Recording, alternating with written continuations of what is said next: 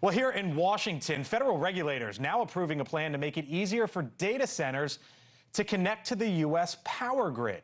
The move comes after tech companies complain that it took too long to get connected. The chairman of the Federal Energy Regulatory Commission calling the vote historic, saying it addresses concerns of affordability. Many Americans are increasingly concerned about the interconnection of large loads, and data centers will increase their bills and that stress. As chairman, I am taking extremely seriously the mission that Congress has entrusted to ensure that rates are reasonable and that Americans pay their fair share or less. The commission's move comes as cities all across the country face the record growth of data centers and the community concerns that come with them.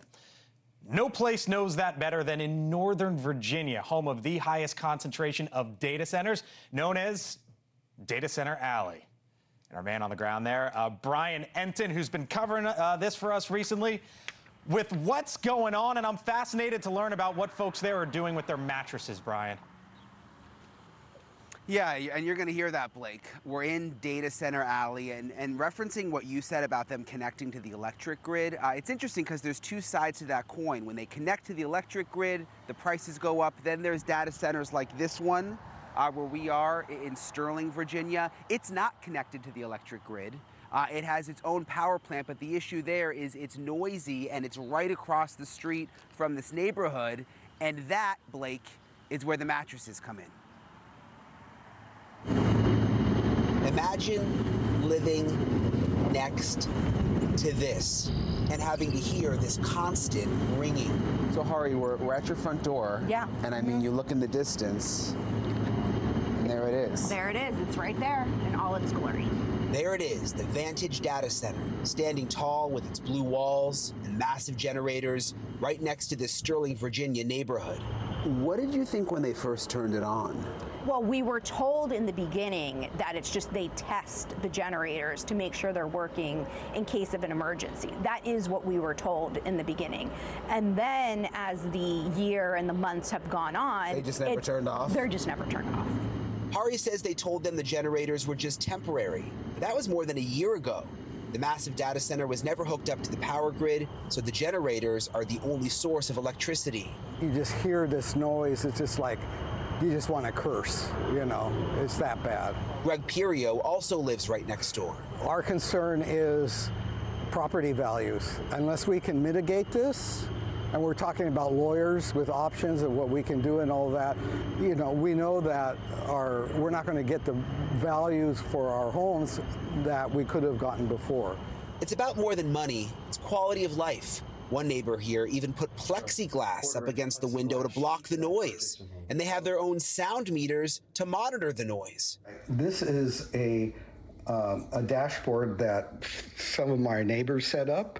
Virginia is the data center epicenter of the world. There are hundreds of them, consuming more than 25% of the state's power, driving up electric bills. They can build their own power plants as part of their factory, so that no one's prices will go up, and in many cases, prices of electricity will go down for the community, and very substantially down. President Trump's plan to keep the data centers off the power grid is good for keeping electric rates down, and there are positives with data centers. They create jobs when they're built, they create local tax revenue, which helps schools, it can help lower property taxes, and they're pretty much inevitable with the way we use technology these days, arguably becoming essential infrastructure. The neighbors here don't disagree, and they don't hate all data centers, but think they shouldn't be so close to neighborhoods.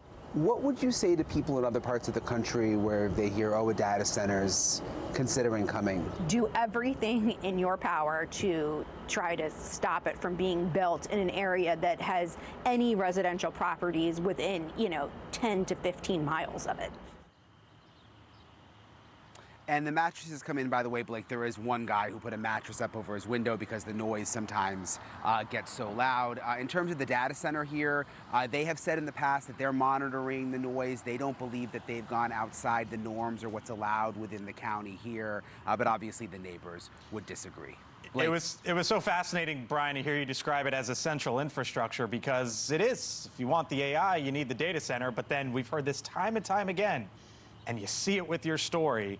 A lot of residents pushing back because they get that in their backyard. It's fascinating, and it's playing out all over the country. Our Brian Entin on it tonight. Brian, thank you. Thank you for watching. Subscribe below and download our NewsNation app right now on your phone, and you will get fact-based, unbiased news for all Americans.